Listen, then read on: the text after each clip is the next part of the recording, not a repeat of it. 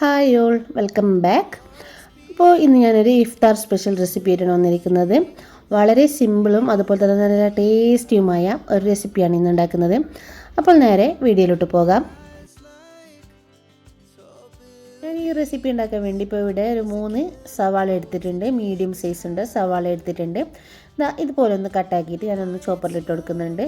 എന്നിട്ട് അതൊന്ന് ചെറുതായി ഒന്ന് കട്ട് ചെയ്തെടുക്കുന്നുണ്ട്. ഞാനിപ്പോൾ ഇവിടെ ബ്രെഡ് സ്നാക്സാണ് ഉണ്ടാക്കുന്നുള്ളത്. അപ്പോൾ അതിന് വേണ്ടി ചെറുതായി ഒന്ന് കട്ട് ചെയ്തെടുക്കണം, കുനുകുനാന്ന് ഒന്ന് അരിഞ്ഞെടുക്കണം. അപ്പോൾ അതിന് ബെറ്റർ ഞാൻ ചോപ്പറെന്ന് വിചാരിച്ചു അങ്ങനെ ചോപ്പറിലൊന്ന് കട്ട് ചെയ്തെടുക്കുന്നുണ്ട്. പിന്നെ അതിൻ്റെ നല്ല പോലെ ഒന്ന് കട്ട് ചെയ്തെടുക്കാം.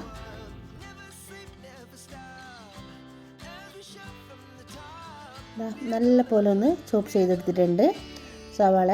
ഇനി നമുക്ക് ആവശ്യത്തിനനുസരിച്ചുള്ളത് നമുക്ക് ഇതിലൊന്ന് റെഡിയാക്കിയിട്ട് എടുക്കാം. ഇപ്പം ഞാനിപ്പോൾ നല്ലോണം ഓവറായിട്ട് തന്നെ ഞാൻ ചോപ്പ് ചെയ്തെടുത്തിട്ടുണ്ട്.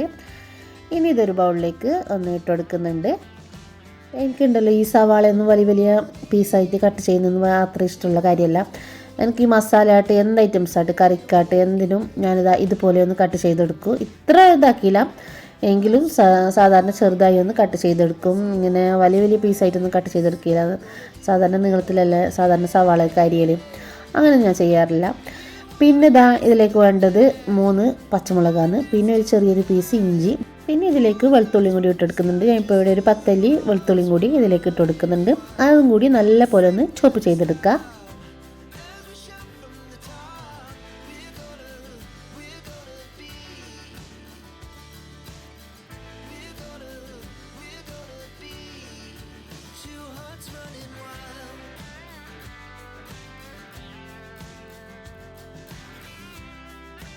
ഇനി ഇതൊരു ബൗളിലേക്ക് ഇട്ട് കൊടുക്കുന്നുണ്ട്. അതിന് ശേഷം പിന്നെ നമുക്ക് ഇതിലേക്ക് ആവശ്യമായിട്ട് വേണ്ടത് എഗ്ഗാണ്. ഞാൻ ഇപ്പോൾ ഇവിടെ ബോയിൽ ചെയ്ത 3 എഗ്ഗ് ഇതുപോലെ ഒന്ന് പൊടിച്ചെടുക്കുന്നുണ്ട്.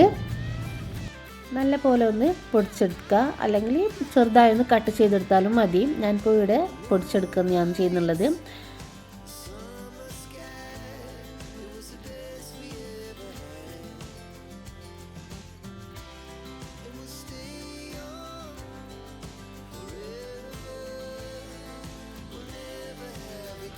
ഇനി ഈ പൊടിച്ച ഈ മുട്ട ഒന്ന് ഒരു സൈഡിലോട്ട് മാറ്റി വെക്കാം. ഇനി അടുത്ത് നമുക്കൊരു മൈദയുടെ ബാറ്റർ ഒന്ന് തയ്യാറാക്കി എടുക്കണം. അതിനുവേണ്ടി ഞാനിപ്പോൾ ഇവിടെ 1 കപ്പ് മൈദ എടുത്തിട്ടുണ്ട്. അതൊരു ബൗളിലേക്ക് ഇട്ട് കൊടുക്കാം. അതിനുശേഷം ഈ മൈദയിലേക്ക് ആവശ്യമായ വെള്ളം ഇതിലേക്ക് ഒഴിച്ചു കൊടുക്കാം. ഞാനിപ്പോൾ ഈ ബാറ്റർ ഉണ്ടാക്കാൻ വേണ്ടി ഞാനിപ്പോൾ ഇവിടെ ഒരു 1.5 കപ്പോളം വെള്ളം ഇതിലേക്ക് ഒഴിച്ചു കൊടുത്തിട്ടുണ്ട്. പിന്നെ ഇതിലേക്ക് ആവശ്യത്തിനുള്ള ഉപ്പും കൂടി ഇതിലേക്ക് ചേർത്ത് കൊടുക്കുന്നുണ്ട്. അതും കൂടി ചേർത്ത് നല്ല പോലെ ഒന്ന് ബീറ്റ് ചെയ്തെടുക്കാം.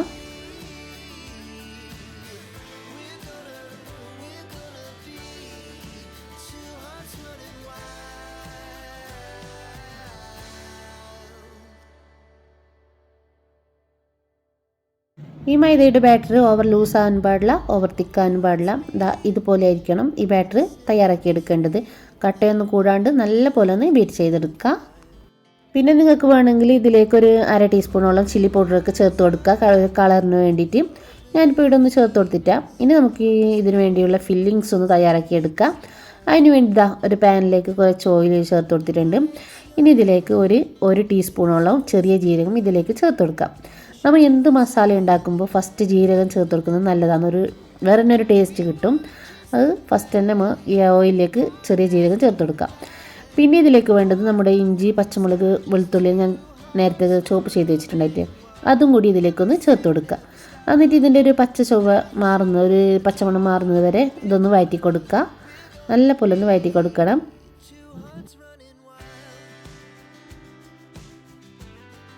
നമ്മുടെ ഈ ഇഞ്ചി, വെളുത്തുള്ളി, പച്ചമുളകിൻ്റെ ഒക്കെ ഒരു പച്ചമണം മാറിയതിന് ശേഷം ഇതിലേക്ക് നമ്മൾ നേരത്തെ കട്ട് ചെയ്ത് വെച്ച നമ്മുടെ സവാളയും കൂടി ഇതിലേക്ക് ചേർത്ത് കൊടുക്കാം. എന്നിട്ട് നല്ല പോലെ ഒന്ന് വഴറ്റി കൊടുക്കുക.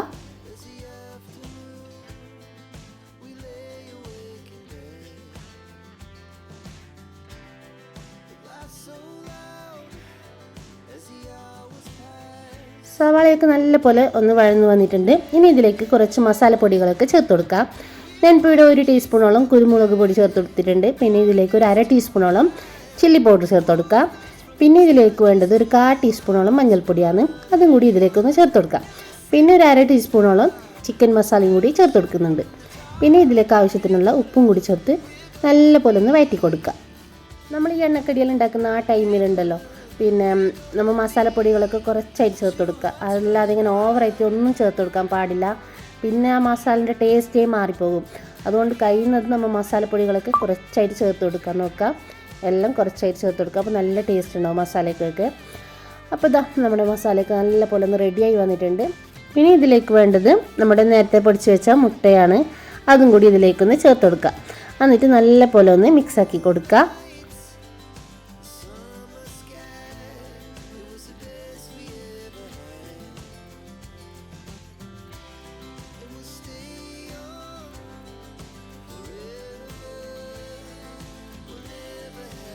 അങ്ങനെ ഇതാ നമ്മുടെ മുട്ടയുടെ ഈ മസാലയൊക്കെ ഒന്ന് റെഡിയായി വന്നിട്ടുണ്ട്.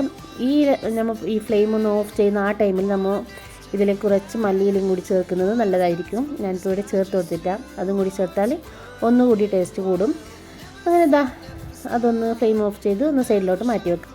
ഇനി കോട്ടിങ്ങിന് വേണ്ടിയിട്ട് ഞാനിപ്പോൾ ഇവിടെ എടുത്തിട്ടുള്ളത് കോൺഫ്ലെക്സ് ആണ്. നിങ്ങൾക്ക് വേണമെങ്കിൽ ഇവിടെ ബ്രെഡ് ക്രംസ് എടുക്കാം. ഞാനിപ്പോൾ ഇവിടെ കോൺഫ്ലെക്സ് ആണ് എടുത്തിട്ടുള്ളത്. അതിന് ഇതാ കൈ കൊണ്ടൊന്ന് ജസ്റ്റ് ഒന്ന് പൊടിച്ചെടുക്കുക.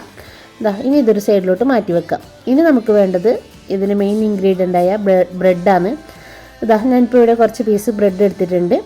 ഞാനിപ്പോൾ ഇവിടെ മിൽക്ക് ബ്രെഡാണ് എടുത്തിട്ടുള്ളത്. അപ്പോൾ ഒരു പ്ലേറ്റിലോട്ട് ഒരു പീസ് ബ്രെഡ് വെക്കുക. എന്നിട്ട് അതിലേക്ക് നമ്മൾ നേരത്തെ തയ്യാറാക്കി വെച്ച മസാല ഇതുപോലെ ഒന്ന് ഫില്ലാക്കി കൊടുക്കുക. ബ്രെഡിലേക്ക് ഫുള്ളായിട്ടൊന്ന് ഇതുപോലെ ഒന്ന് ഫില്ലാക്കി കൊടുക്കുക.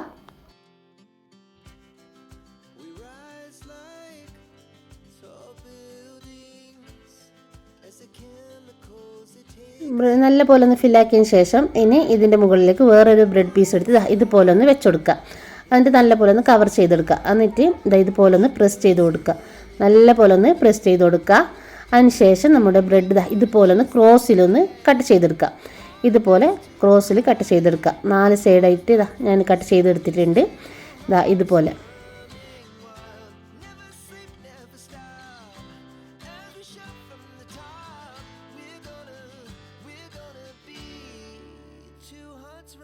ഇതുപോലെ കട്ട് ചെയ്തതിന് ശേഷം ഇതുപോലെ ഒന്ന് ഞാൻ വെച്ചിട്ടുണ്ട്. അതിനുശേഷം ഒരു സ്റ്റിക്ക് എടുത്തിട്ട് നമ്മുടെ ബാമ്പു വെച്ച് ഇതുപോലെ ഒന്ന് സെൻറ്റർ ഭാഗത്തായിട്ട് വെച്ചുകൊടുക്കാം.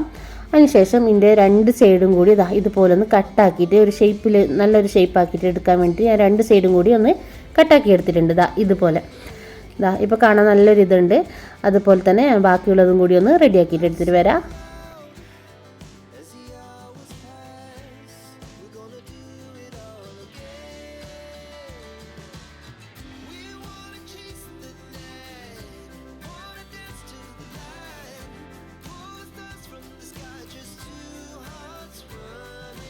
ഇതുപോലെ ഒന്ന് ലെവലിലൊന്ന് വെച്ചെടുത്തതിന് ശേഷം നമുക്ക് ഇതിൻ്റെ സെൻറ്റർ ഭാഗത്തായിട്ട് ബാമ്പു സ്റ്റിക്ക് എടുത്ത് ഇതുപോലെ ഒന്ന് വെച്ചെടുത്താൽ മതി.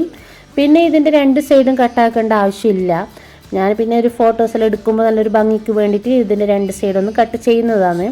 നിങ്ങൾക്ക് ഇപ്പോൾ വീട്ടിലെല്ലാം ഉണ്ടാക്കുന്നുണ്ടെങ്കിൽ ഇതുപോലെ തന്നെ ചെയ്തെടുത്ത് ബാറ്ററിൽ മുക്കിയിട്ട് ഫ്രൈ ചെയ്തെടുത്താൽ മതി. ഞാനിപ്പോൾ ഇവിടെ 2 സൈഡും കൂടി ഒന്ന് കട്ട് ചെയ്തെടുക്കുന്നുണ്ട്. ഇങ്ങനെ ആകുമ്പോൾ ഒന്നുകൂടി ഭംഗി കൂടുന്നുണ്ട്. അപ്പോൾ അതിന് വേണ്ടിയാണ് ഇതുപോലെ 2 സൈഡൊന്ന് കട്ടാക്കുമ്പോൾ ഒന്നുകൂടി കാണാൻ നല്ലൊരിതുണ്ട്, ഭംഗിയുണ്ട്. അതിന് വേണ്ടിയാണ്. അപ്പോൾ നിങ്ങൾക്ക് വേണമെങ്കിൽ കട്ടാക്കാണ്ട് ഇത് പിന്നെ ഫ്രൈ ചെയ്തെടുക്കാം. അപ്പോൾ അങ്ങനെ നമ്മുടെ ഇതെല്ലാം റെഡിയാക്കിയിട്ട് എടുത്തിട്ടുണ്ട്.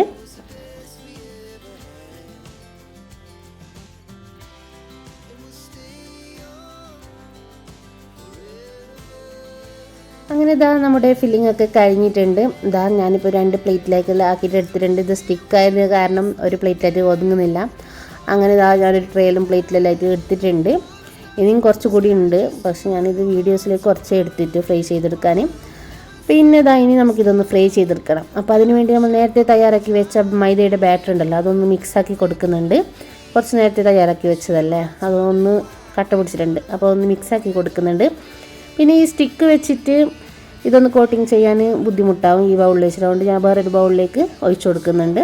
ഇതാകുമ്പോൾ പിന്നെ സൗകര്യത്തിൽ നമുക്ക് ഇതൊന്ന് കോട്ടിങ് ചെയ്തെടുക്കാം നല്ല പോലെ. അങ്ങനെ ഇതിലേക്ക് ഒഴിച്ചു കൊടുത്തിട്ട് നല്ല പോലെ ഒന്ന് കോട്ടിങ് ചെയ്തെടുക്കുന്നുണ്ട്. മൈദയുടെ ബാറ്ററിലിട്ട് നല്ല പോലെ ഒന്ന് നല്ല പോലെ ഡിപ്പ് ചെയ്തെടുക്കുക. അതിനുശേഷം നമ്മുടെ ഇത് കോൺഫ്ലെക്സ് വെച്ച് നല്ല പോലെ ഒന്ന് ഇത് കവർ ചെയ്തെടുക്കുക. നല്ല പോലെ ഒന്ന് കവർ ചെയ്തെടുക്കണം. ഇത് ബ്രെഡൊന്നും കാണാൻ പാടില്ല. നല്ല പോലെ ഒന്ന് കവർ ചെയ്തെടുക്കുക. അല്ലെങ്കിൽ ഓയിലിടുമ്പോൾ എല്ലാം വേറെ വേറെ ആയിട്ടുണ്ടാവും. മസാല വേറെ, ബ്രെഡ് വേറെ, കോൺഫ്ലെക്സ് വേറെ, അതുപോലെ ആയിട്ട് കിട്ടും. അതുകൊണ്ട് നല്ല പോലെ ഒന്ന് കോട്ടിങ് ചെയ്തെടുക്കുക.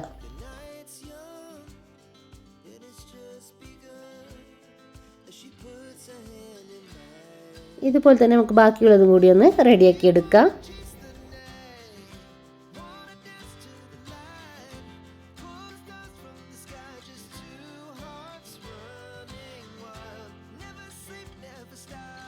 അങ്ങനെ ഇതാ നമ്മുടെ കോട്ടിംഗ് ഒക്കെ കഴിഞ്ഞിട്ടുണ്ട്. ഞാനിപ്പോൾ ഇവിടെ ഒരു 10-15 മിനിറ്റ് ഞാൻ ഫ്രീസറിൽ ഇതൊന്ന് സെറ്റാൻ വെച്ചിട്ടുണ്ടായിരുന്നു. നമ്മൾ ഫ്രീസറിൽ വെക്കുകയാണെങ്കിൽ ഓയിലൊന്നും അധികം കുടിക്കത്തില്ല ഈ സ്നാക്സ്. അപ്പോൾ അതിന് വേണ്ടിയാണ്. അപ്പോൾ ഇതാ ഞാൻ ഫ്രീസറിൽ നിന്ന് എടുത്തിട്ടുണ്ട്. ഇനി ഇതൊന്ന് നേരെ ഫ്രൈ ചെയ്തെടുക്കുക. അതിനുവേണ്ടി ഞാൻ ഒരു പാനിലേക്ക് കുറച്ച് ഓയിലൊക്കെ ചേർത്ത് കൊടുത്തിട്ടുണ്ട്. ഓയിൽ നല്ല പോലെ ഒന്ന് ചൂടായതിനു ശേഷം നമ്മുടെ ഈ ബ്രെഡ് സ്റ്റിക്ക് ഇതിലേക്ക് ഇട്ട് കൊടുക്കുക. എന്നിട്ട് നല്ല പോലെ ഒന്ന് ഫ്രൈ ചെയ്തെടുക്കുക. ഒരു ഗോൾഡൻ ബ്രൗൺ നിറമാകുമ്പോൾ നമുക്ക് ഓയിലിൽ നിന്ന് എടുക്കാം.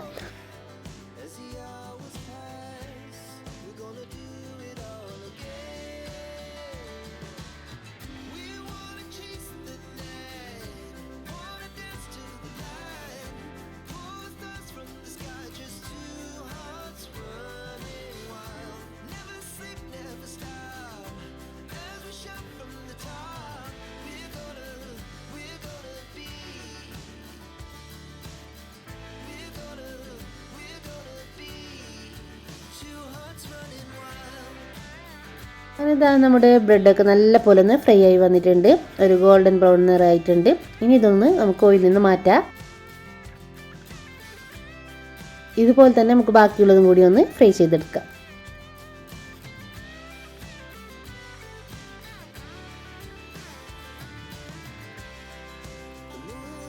അങ്ങനെ ഇതാ നമ്മുടെ ഈസിയും വളരെ ടേസ്റ്റിയുമായ നമ്മുടെ ഇഫ്താർ സ്പെഷ്യൽ സ്നാക്ക് ഇവിടെ റെഡി ആയിട്ടുണ്ട്.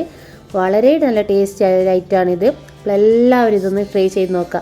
അതുപോലെ വീഡിയോ ഇഷ്ടപ്പെടുകയാണെങ്കിൽ ഒന്ന് ലൈക്ക് ചെയ്യാനും സബ്സ്ക്രൈബ് ചെയ്യാനും ഷെയർ ചെയ്യാനും മറക്കല്ലേ. അടുത്ത വീഡിയോ കാണുന്നവരേക്കും ബൈ.